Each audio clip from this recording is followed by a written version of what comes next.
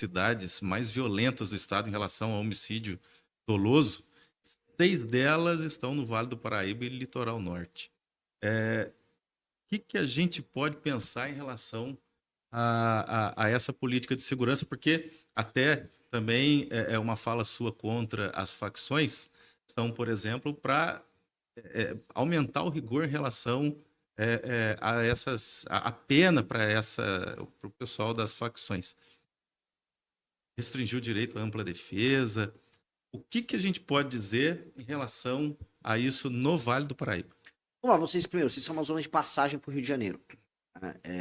Vocês são uma zona de idas e vindas de criminosos.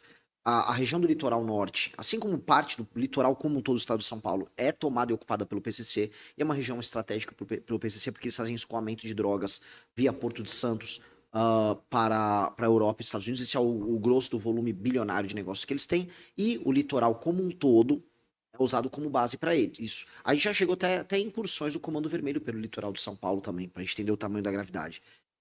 E aí, por ser região de passagem, toda região de passagem que tem um papel logístico, ela acaba sendo mais complicada, para falar aqui. Ela é sempre, em termos de segurança pública, uma região que demanda uma atenção maior. Agora, para o enfrentamento, a receita não é muito diferente do que eu venho propondo para outros lugares. Alteração nas leis penais, nas leis de processo penal, portanto, penas maiores. Alteração nas leis de execução penal para não ter a progressão de pena, não ter saidinha, porque a maior parte dos criminosos são resistentes. E aí, para os membros da facção, é exatamente isso que você colocou. Nós precisamos retirar os amplos direitos de defesa de um faccionado, portanto, o direito tem que ser contra ele, muito veloz.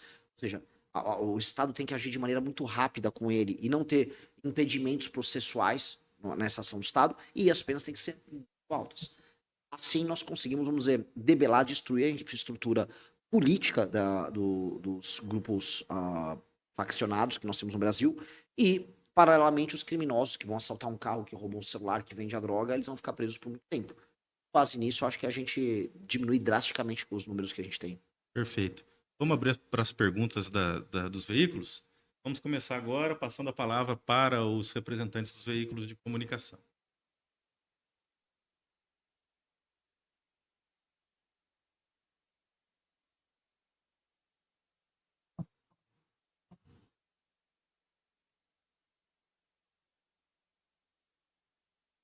Oi?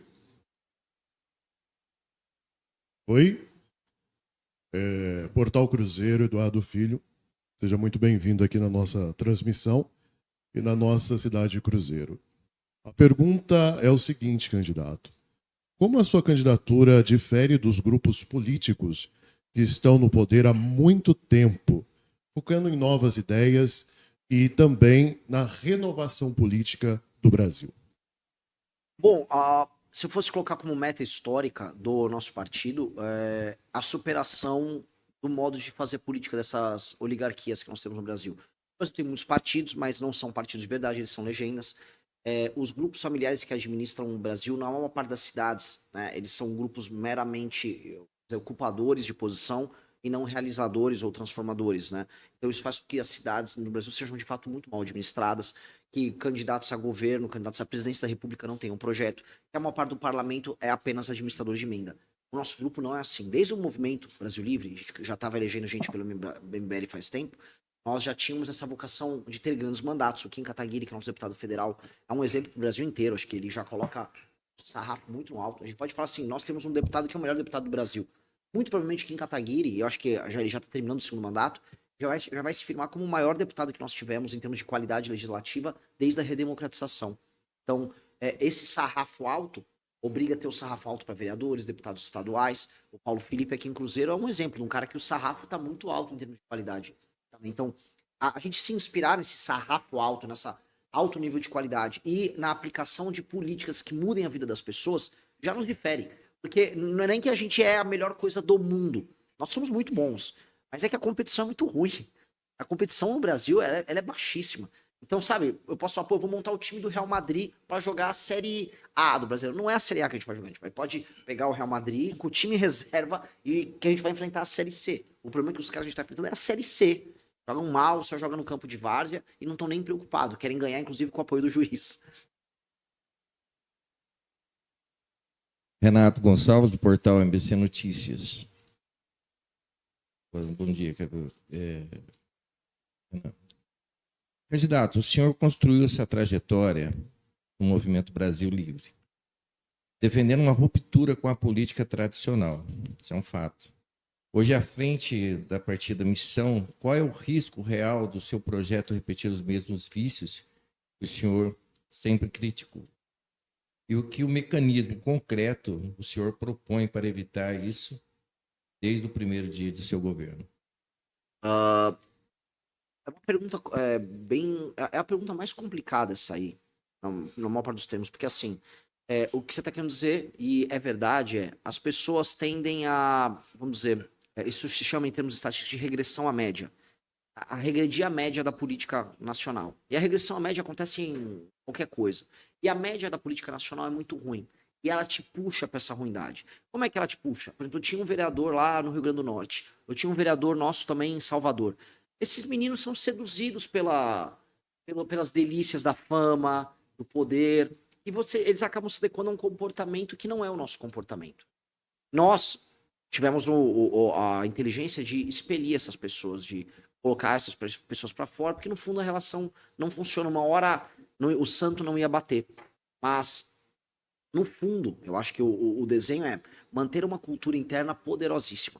A única garantia que você consegue criar é que a cultura interna do seu grupo ela seja tão forte que ela se espalhe, e ao se espalhar internamente, ela, vamos dizer, se torna um tabu. Portanto, se comportar da maneira correta se torna o tabu que não pode ser quebrado. E eu acho que nós temos que, vamos dizer, se desenhar dessa maneira. Porque não há outra ferramenta. A real é, eu posso criar as ferramentas jurídicas mais diversas dentro do partido. Pode um dia pintar uma outra liderança e tire essas ferramentas. Ou virar um presidente da república e, não, eu vou fazer diferente. Mas se eu não tiver dentro de mim essa cultura interna, e dentro do time essa cultura interna, eu não vou conseguir fazer nada diferente. Nós somos um grupo político que tem 11 anos, nunca tivemos um escândalo de corrupção nesse grupo político. Nós nunca nos seduzimos pelo poder ou pela fama. Eu acho que isso foi criando já nos nossos seguidores a ideia de que estar conosco é um sacrifício. Eu acho que esse é um grande começo.